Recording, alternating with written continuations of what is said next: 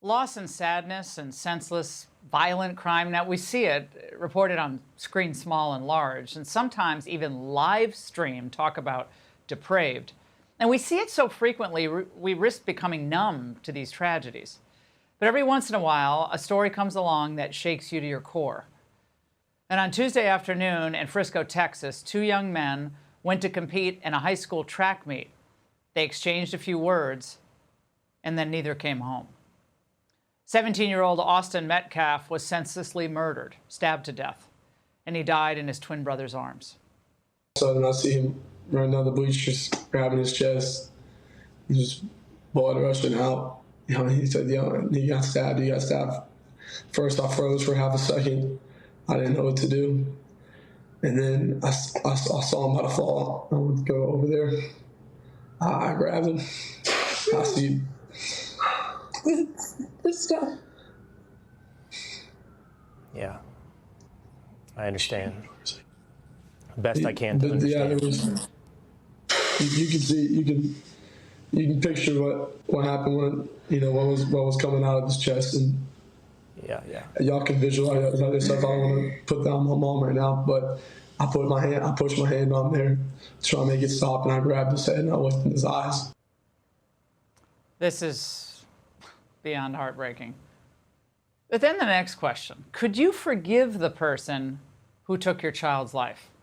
Now, somehow after his family was shattered, you can see that in the video on the Will Kane show, shattered by that loss, Austin's father, Jeff, says he already has forgiven the murderer, and he joins us now. Jeff, please accept our deepest condolences. This is so horrific. I have two sons. All parents, people across this country, I know, are praying for your family. What happened here? I wish I could explain it. I don't have a full understanding of it, but my son was taken at a young age, and I'll never get him back. Unfortunately, it's over a trivial seating arrangement. And I received a phone call from one of the coaches that said my son had been stabbed, and I jumped in my vehicle and drove to the stadium and ran up there. And when I saw him on the gurney, he wasn't breathing. I knew he was gone. They were trying to revive him, and they took him to the ambulance and took him to the hospital. In the meantime, I had to gather my other son, Hunter, and take us to the hospital where we await the word from the doctor. And my worst fears were confirmed. They weren't able to save him.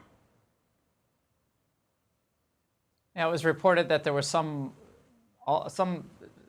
chat or altercation, very short, about where the assailant was sitting under the tent where the competition was going on. But tell us about your son, Austin. I was struck by the hunting trip that you just took with him, that you said was one of the best you've ever had. It was it's too long to tell on this, but me and his brother, also with my cousin, it was our last weekend on this particular lease. The landowner chose not to renew our contract, so this was the last weekend we were there. And Austin said, "Hey, Dad, I've never shot a hog. I really would like to shoot a hog this weekend." And my other son, Hunter, were like, I've never shot a turkey. I'd like to shoot a turkey. So while we were out hunting turkey, we saw some hogs in the field. Unfortunately, we didn't have a rifle.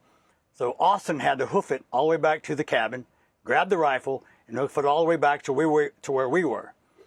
And then we stalked, and they were still 230 yards away. And we stalked real slowly and quietly. It took us a time, but we were able to get within 50 yards.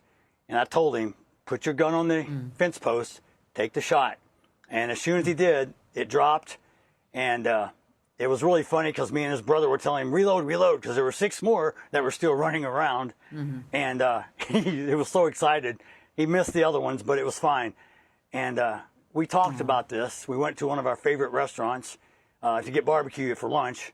And I told them about how you'll be able to tell your kids about this day. Yeah. I may not be here, but you can say, this trip with your grandfather, we went out and I shot my first hog, and these memories for me, hunting is all about, it's not about killing of animals. It's about the memories you create.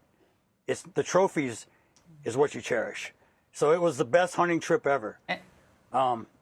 He also talked to me. I called him Tuesday night, or I'm sorry, go ahead. No, I was just, I want, if it's okay, to get to the thing that really struck me of your comments earlier today was your faith, the community rallying to your family, and your forgiveness at a time of deep personal pain, given your bond between you and both of your sons, but the son you lost. Your message to America tonight about faith and forgiveness in tragedy. Okay, well, I'm deeply rooted in my faith.